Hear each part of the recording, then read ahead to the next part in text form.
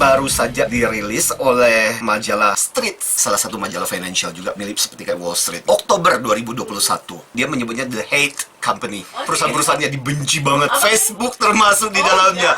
TikTok masuk di dalam daftarnya. Kita menikmati itu semua. Kalau kita yang menikmati service atau produknya sih, kita fine-fine aja sih. Ya kayaknya keren banget deh. Kayaknya bagus deh. Tapi untuk orang yang bekerja di sana, itu tidak sebagus apa yang kelihatan. Dia menanyakan kepada para responden, itu ribuan jumlahnya responden yang ditanya. Ada 7 hal kriteria untuk menilai kondisi perusahaannya waktu itu. Jadi satu adalah, kamu merasa yakin nggak dengan perusahaanmu? Trustmu gimana?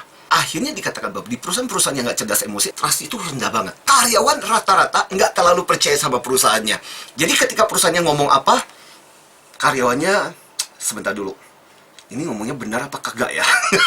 Bayangkan, jadi leader nggak di-trust. 2, budaya kerja nggak jelas, cenderung toksik, cenderung menguras energi orang. Yang ketiga, visinya nggak jelas. Ini perusahaan mau dibawa kemana? Yang keempat, etika bisnis dalam menjalankan bisnis itu nggak ada. Kelima, growth-nya, peluang untuk berkembang, peluang untuk bertumbuh. Untuk perusahaan itu sendiri maupun orang yang berada di sana, orang merasa tidak ada. Dan kemudian, citizenship. Citizenship itu apakah perusahaan-perusahaan itu punya nilai yang berguna untuk masyarakat, karyawan melihat itu atau tidak. Misalnya CSR kah, melakukan nilai-nilai yang baik kah untuk masyarakat di sekitar. Dan yang terakhir adalah bagaimana produk dan jasanya. Menipu orang kah, dan sebagainya. Itu yang jadi kriteria untuk karyawan menilai perusahaan tersebut. Nah, The Streets kemudian melaporkan beberapa perusahaan. Nah, salah satu contoh perusahaan yang fatal, parah banget. Dan ini memang kasusnya udah terjadi sih. Sejak tahun 2016 sebenarnya. Terjadi di Amerika. Namanya perusahaan Wells Fargo. Nah, Wells Fargo ini sebenarnya ada perusahaan banking yang dibuat tahun 1852. Waktu ketika Gold Rush terjadi. Jadi ada Henry Wells sama William Fargo.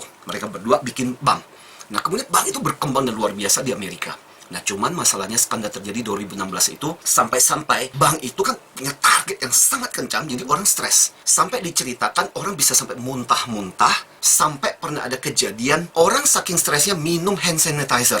Saking parahnya. Sering kali terjadi namanya panic attack. Karyawan bisa nangis histeris. Dan ini bukan karena kasus pribadi, tapi karena tuntutan pekerjaan. Separah itu.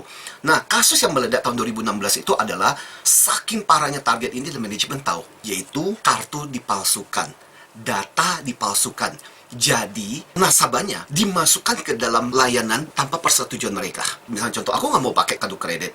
Tiba-tiba ada tagihan kartu kredit. Dan lebih parahnya lagi, karyawan diminta untuk bersekongkol. Supaya nggak ketahuan tagihannya gimana.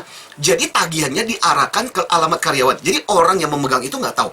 Dananya terkurangi, dananya dikuras, tapi orang itu nggak tahu. Makanya kemudian itu menjadi skandal yang luar biasa. Tahun 2016 itu Wells Fargo. Dan tahun 2021 masih dapat peringkat yang buruk. Ini bukan masalah di perusahaan besar atau perusahaan kecil sih ya.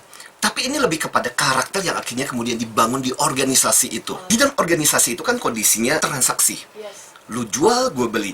Jadi kalau manajemen gayanya, kan lu datang karena cari makan. Ini kita bagi air gaji, selesai. Akhirnya kita melihat karyawan-karyawan yang bekerja hatinya nggak ada di situ. Kan kita diperlakukan sebagai objek. Ya sudah, kita juga memperlakukan perusahaan sebagai objek juga.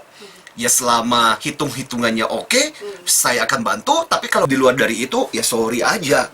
Timbal balik itu yang kemudian terjadi dalam organisasi-organisasi yang seperti itu.